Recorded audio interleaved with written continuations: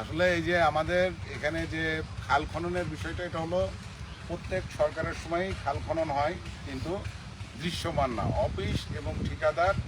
এবং এই যারা খাল খনন করে এদের ভিতরে সীমাবদ্ধ থাকে।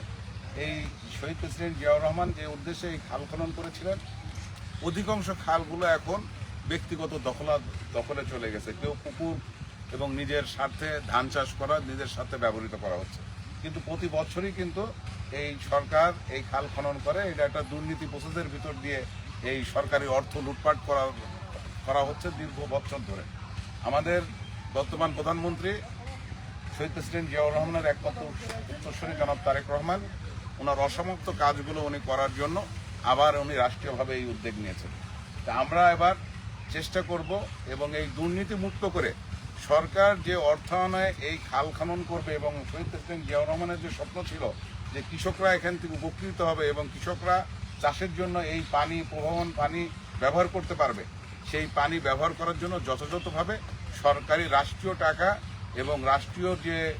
উদ্দেশ্যে খাল খনন করা, সেই উদ্দেশ্য যাতে সফল হয়, এবং সেইভাবেই আমরা প্ল্যান প্রক্রিয়া আমরা করছি যে এই খালের কোনো জায়গা কেউ দখল করে রাখতে পারবে না, এবং খালের যেটুকু খনন করার প্রয়োজন শুধু নামে কাগজ কলমে খাল খনন নাই, খাল খননটা সত্যিকার অর্থেই করতে হবে এবং এর পানি প্রবাহমান হতে হবে। এর জন্য আমরা দৃঢ় প্রতিজ্ঞাবদ্ধ। আমরা এর জন্য সরকারের সাথে আছে। আমাদের যেহেতু এই নতুন সরকার হওয়ার পরে এই প্রথম চুয়াডাঙ্গা জেলাতে আমাদের পানি সম্পদ মন্ত্রী মহোদয় এখানে আসছেন, আমাদের এখানকার ডিসি সাহেব, ইউনো ম্যাডাম সহ যারা আরো অন্যান্য যারা কর্মকর্তা আছেন, এই অব দ্য পানি উন্নয়ন বোর্ড সংশ্লিষ্ট যারা আছেন, সবাই সহযোগিতা করছে। সবাই একসাথে আমরা সবাই মিলে চেষ্টা করছি যাতে মন্ত্রী মহোদয়ের প্রোগ্রামটা আইন শৃঙ্খলা বাহিনীর পুলিশ সুপার সহ এখানে যারা ওই উপজেলার থানার যারা দায়িত্বে আছেন, এখানে যারা আছেন, সবাই মিলে সম্মিলিতভাবে সবার সহযোগিতায় আমরা একটু সুন্দরভাবে এই মন্ত্রী মহোদয়ের প্রোগ্রামটা সফল করার জন্য আমরা চেষ্টা করছি। আমরা আশা করছি যে এটা সফল একটি প্রোগ্রাম হবে। পাশাপাশি আপনাদেরও যারা সাংবাদিক এবং প্রিন্ট মিডিয়া, ইলেকট্রনিক মিডিয়া যারা সাংবাদিক আছে, আমরা সবার কাছেই সহযোগিতা চাই এবং সবাই যেন আমরা ঐক্যবদ্ধভাবে এই দীর্ঘদিন পরে একটি পূর্ণমন্ত্রী চুয়াডাঙ্গা উন্নয়নের জন্য আসার যে বিষয়টা আছে, আমরা যাতে সবাই ঐক্যবদ্ধভাবে যাতে আমরা এই প্রোগ্রামটা সফল করতে পারি এবং চুয়াডাঙ্গা জেলার সুনাম অর্জন করতে পারি। এই মন্ত্রী মহোদয়ের মুখ দিয়ে শুনে আরো অন্যান্য দপ্তরের মন্ত্রীরা যাতে এই চুয়াডাঙ্গা আসার জন্য এটা কেউ জানে না, এবং কোথায় কি দখল আছে না আছে, এই রাষ্ট্রীয় যে দুর্নীতি, এই দুর্নীতির কারণে কাগজ কলমে এবং অর্থনৈতিকভাবে সমস্ত খরচ হিসাবে খাল খনন আছে, কিন্তু দৃশ্যমান নাই।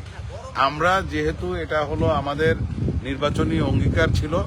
আমরা এটা খাল খননটা নিজেরা তদারকি করতে চাই, এবং এই খাল খনন করে শহীদ জিয়ার যে কর্মসূচি ছিল, কৃষকদের জন্য যে সুবিধা উনি দিতে চেয়েছিলেন, আমরা এই সরকারের সাথে থেকে সেই সুবিধা যাতে কৃষক যাতে পুঙ্খানুপুঙ্খানুভাবে পায়, এই খাল যারা দখল করে রেখেছে, খালে যারা পুকুর কেটে রেখেছে, আমরা সমস্ত অবৈধ স্থাপনা আমরা তুলে দিয়ে এই খালের পানি প্রবাহমান করতে চাই, এবং কৃষকরা যাতে এই খালের পানিতে যাতে এই পানি দিয়ে উপকৃত হয়, তারা চাষ করতে পারে, এর যথাযথ ব্যবস্থা আমরা প্রধানমন্ত্রী জনাব তারেক রহমানের যে নির্দেশনা আছে, সেই নির্দেশনা অনুযায়ী আমরা এই সরকারের পাশে থেকে সেই কাজগুলো আমরা করতে চাই, এবং এতে যাতে কৃষক